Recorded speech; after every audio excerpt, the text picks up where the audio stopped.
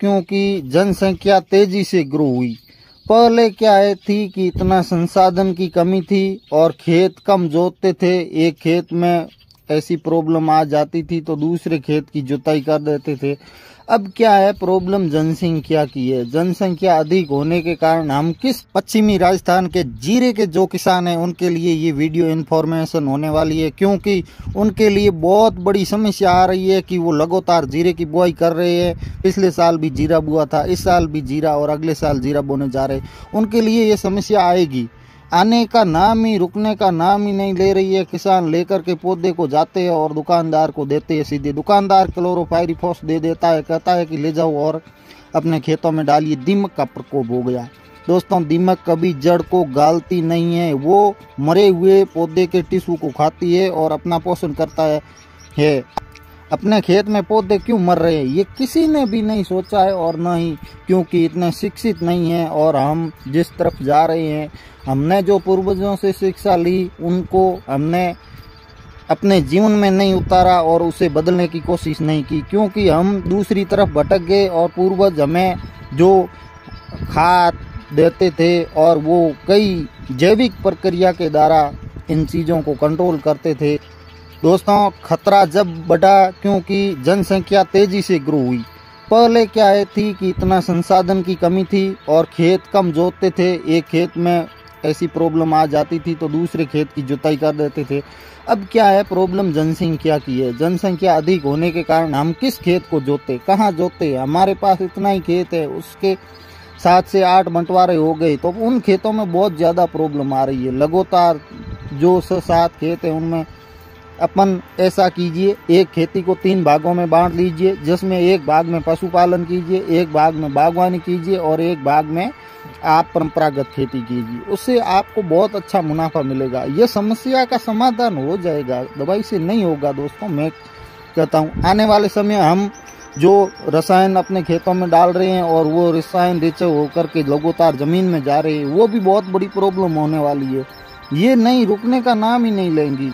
जिन खेतों में लगातार जीरे की बुआई हो रही है, इसबगोल की बुआई हो रही है, वो किसानों से मेरा पहला निवेदन रहेगा कि आप जो फसल चक्कर अपना ले शुरुआत से। दवाई पर ध्यान मत दीजिए। अगर दवाई से खेती पकती तो जो दवाई बनाने वाली कंपनियां हैं वो जीरे की बुआई करती और जीरे वो पका देती। कभी ये दवाई समाधान नहीं है। समस्या का समाधान तब होगा जब जमीन में होमोस्पर्टी जो है वो अपनी मात्रा पूर्ण होगी और जमीन की क्षमता होगी। क्षमता किससे आती है? जैविक से आती है, जो जीव होते हैं। पहले आप जिसका शरीर भी नहीं है उस पर दवाई का प्रयोग करोगे, वो ढांचा उतना दवाई का कंट्रोल नहीं कर पाएगा, डोज को झेल नहीं पाएगा। ये आपने कभी सोचा है? मानव शरीर पर भी आप देख लीजिए, जिसको अधिक शरीर में वजन है उसको mg अधिक देते हैं। बड़े शरीर को 500 mg देते हैं। अब छोटे बच्चे को 500 या mg देने से वो थोड़ा ही झेल पाएगा। जिसके ढांचा ही नहीं है, शरीर में उतनी ताकत नहीं है, उसे कम mg देनी पड़ती है, क्योंकि वो शरीर उस दवाई के पूर्ण क्षमता को झेल पाए। वही हाल हमारी ज़मीन का हो गया है। हमारी ज़मीन अब दवाइयों की क्षमता नहीं झेल पा रही है।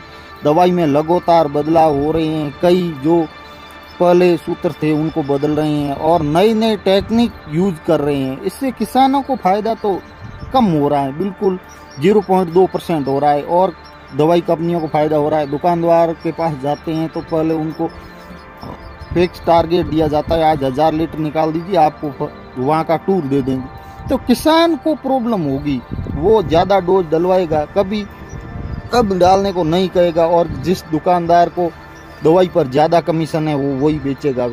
किसान बेचारा मारा जा रहा है।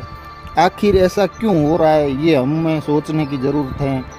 आपसे मेरा निवेदन रहेगा कि गर्मी में गहरी जुताई कर ले और जहाँ भी मिले आपको गोबर की खाद अपने खेतों पर डाल दीजिए।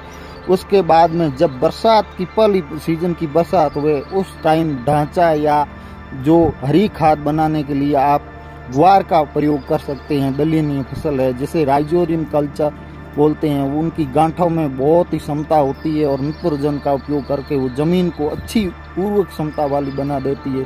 तो आपको हमारा निवेदन रहेगा कि पहली बरसात में आप गार की बुआई कीजिए, जिससे आपकी फसल आने वाली कोई भी फसल का प्रयोग करेंगे वो अच्छी होगी और अच्छी होने से आपकी आमदनी बचेगी, तो उसमें कोई फंगस नहीं आएगा।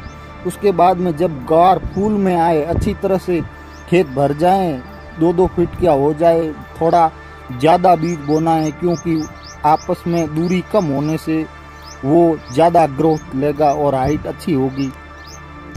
जब फूली अवस्था में हो और फली बन रही हो, उस समय उसको हेरे से अच्छी तरह से ज़मीन में गाड़ दे और फिर फसल बोगे। तो फिर मेरे को बोलना, अगर गलती और कहीं फसल नहीं हो तो मेरे को बोलना, भाई साहब ये आप तो कमेंट करके हमें ज़रूर बता देना कि हमने ये काम किया और हमें ये समस्या का समाधान नहीं हुआ। मैं कहता हूँ 100% समस्या का समाधान होगा। अगला वीडियो जल्दी आएगा और हम उस पर बात करेंगे कि खेतों में गर्मी के समय क्या करने से अच्छी आमदनी और अच्छी उपज और किसान को रोजगार कैसे मिले, इस पर बात करेंगे और किस तरह से खेती को मैनेजमेंट करें।